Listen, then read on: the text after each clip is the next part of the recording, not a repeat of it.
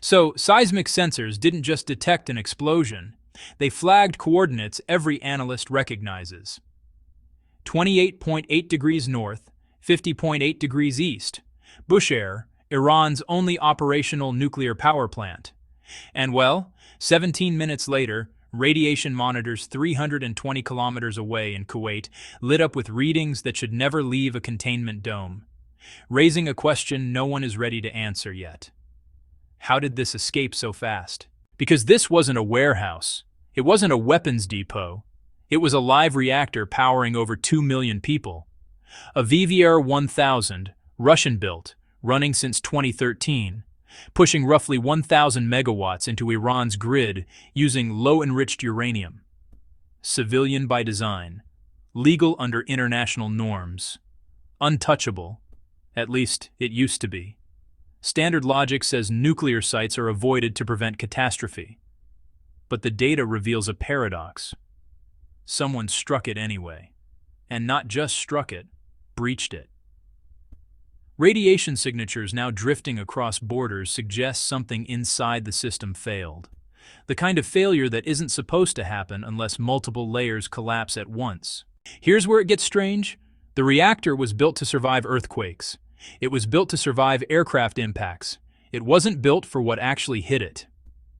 Around 3 o'clock a.m., Israeli F-35I aircraft, configured for deep strike, entered Iranian airspace. The exact route? Unknown. That's the problem. Because if they got in clean, what does that say about the defenses that were supposed to stop them? They carried GBU-31J dams, not bunker busters. Precision blast weapons with a 5-meter margin of error. And at least 4 of them found their targets: outer containment, turbine hall, and something far more dangerous. The spent fuel pool. Now pause here, because this is where most people misunderstand what happened. Spent fuel isn't used up. It's unstable, and it has to stay underwater to remain safe. What happens if that water disappears?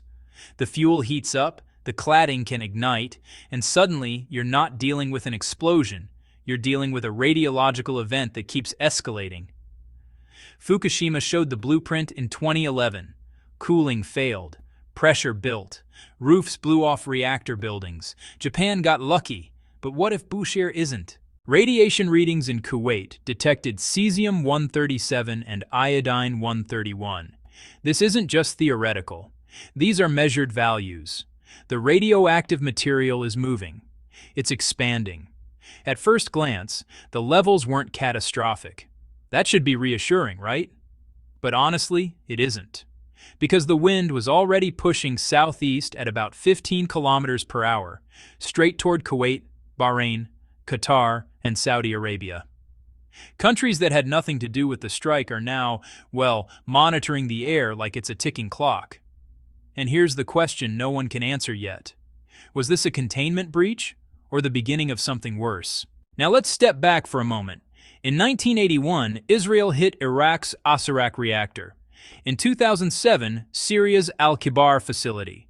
Both times, there was no fuel inside, no radiation risk.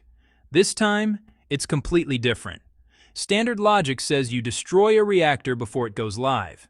But the data, well, it shows the opposite happened here. An operational reactor, fully fueled, was hit. That crosses a line the international system spent decades trying to hold.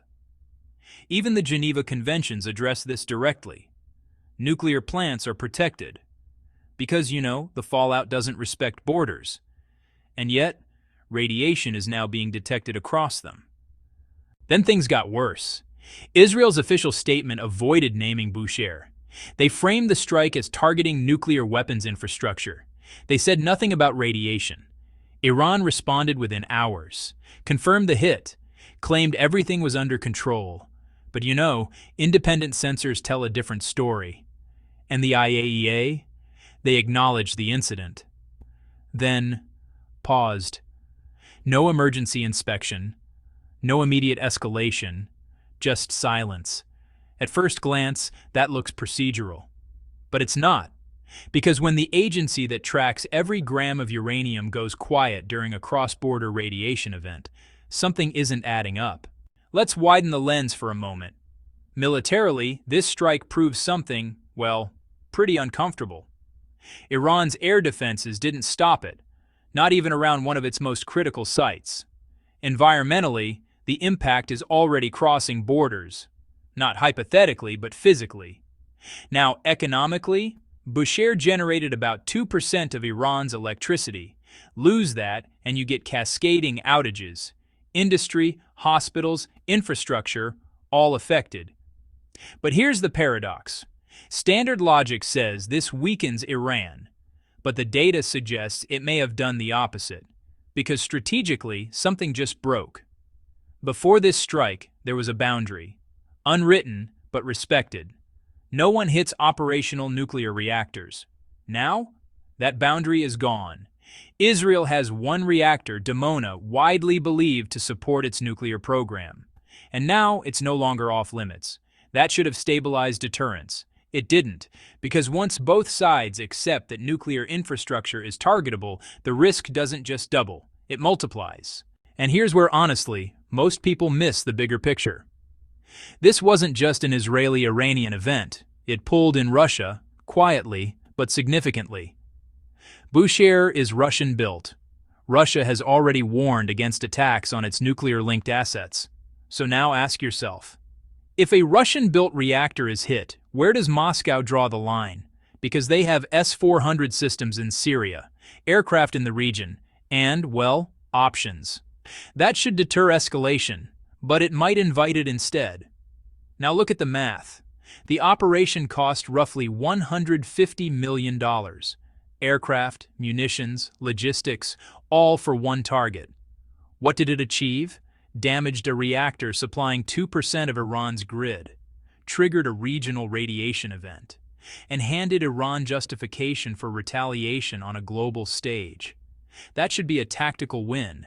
It isn't, because Iran can replace electricity, generators, imports, time. But legitimacy? That's harder to rebuild. And here's the open question hanging over everything. What does Iran choose to hit back? Because retaliation is coming, not if. How? Standard logic says military targets, air bases, infrastructure. But the pattern just changed. If Bushehr is fair game, why not Dimona? And if that happens, who steps in and who steps back? Gulf states are already preparing, monitoring air, distributing iodine tablets, planning for scenarios that weren't supposed to exist.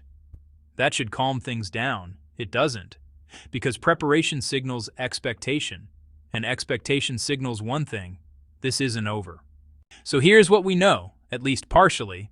An operational nuclear reactor was struck, radiation was detected across borders, and a decades-old red line just disappeared. But here's what we don't know.